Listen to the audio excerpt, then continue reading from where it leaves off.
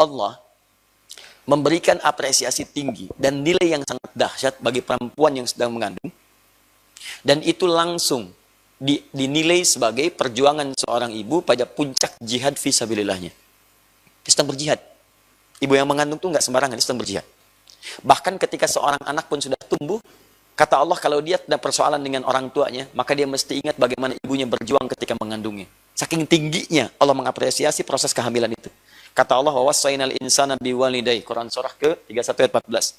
Ya, saya wasiatkan kepada setiap anak untuk berbakti kepada orang tuanya. Ketika bakti itu disebutkan, ibunya lebih duluan. Perhatikan kalimatnya. Hamalathu ummuhu wahnan ala wahdin. Kamu mesti ingat, ketika seorang ibu itu mengandung, dia berjuang dengan perjuangan yang sangat luar biasa. Tidak mudah dia berjuang dengan itu semua. Bahkan kemudian di Quran surah 46 ayat 15 disebutkan, hamalathu kurhan. Dalam keadaan yang sangat kadang-kadang tidak mudah. Ada rasa sakit, ada nggak enak, ada mual, ada macam-macam. Apresiasi pertama kata Allah, bagi seorang yang sedang mengandung, ketika merasakan semua proses itu, maka supaya meringankan proses yang dia lalui, rasa beratnya, rasa macam-macamnya, Allah berikan sebuah hadiah. Kata Allah, kamu sedang berjihad yang pahalanya luar biasa besarnya. Tuh, satu. Jihad itu kan kalau dikerjakan, maaf, kalau dia lulus, dia mujahid. Kalau wafat, dia syahid. Pahalanya langsung surga. Maka motivasi pertama para SPOG kepada perempuan yang sedang mengandung, ketika sampai dia datang, supaya memberikan ketenangan pada kandungannya, ketenangan pada jiwanya, sampaikan, Bu, selamat ya, ibu bukan sekedar mengandung, tapi sekarang ibu sedang berjihad, yang statusnya sangat luar biasa. Kalau ibu berjuang, ibu jadi mujahid, pahalanya luar biasa besar.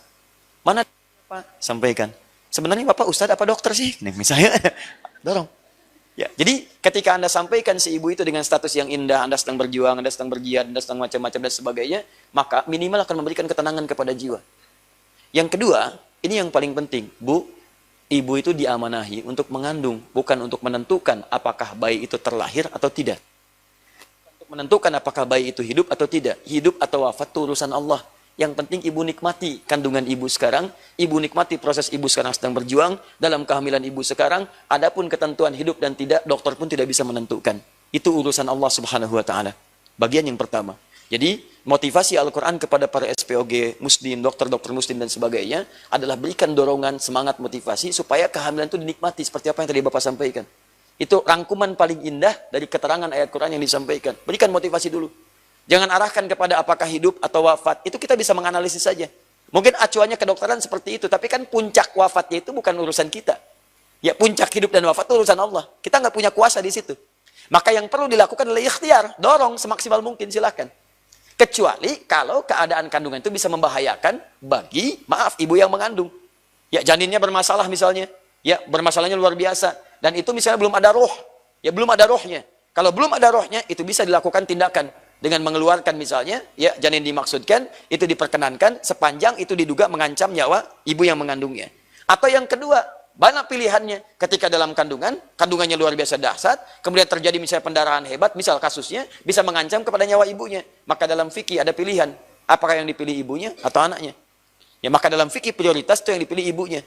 Ibunya yang dipilih. Walaupun anaknya kemudian mesti keluar misalnya, dalam keadaan demikian, tiba pada ajalnya. Karena ajal itu bukan urusan kita. Kalau Allah berkehendak dia lahir dengan selamat, bahkan bisa terjadi anaknya selamat, ibunya meninggal. Bisa terjadi. Kita tidak bisa mengatur. Yang kita tentukan, lahir nih, ya ibu bisa wafat nih, atau anak selamat. Tapi ternyata kejadiannya terbalik. Anaknya wafat, ibunya selamat. Mungkin terjadi.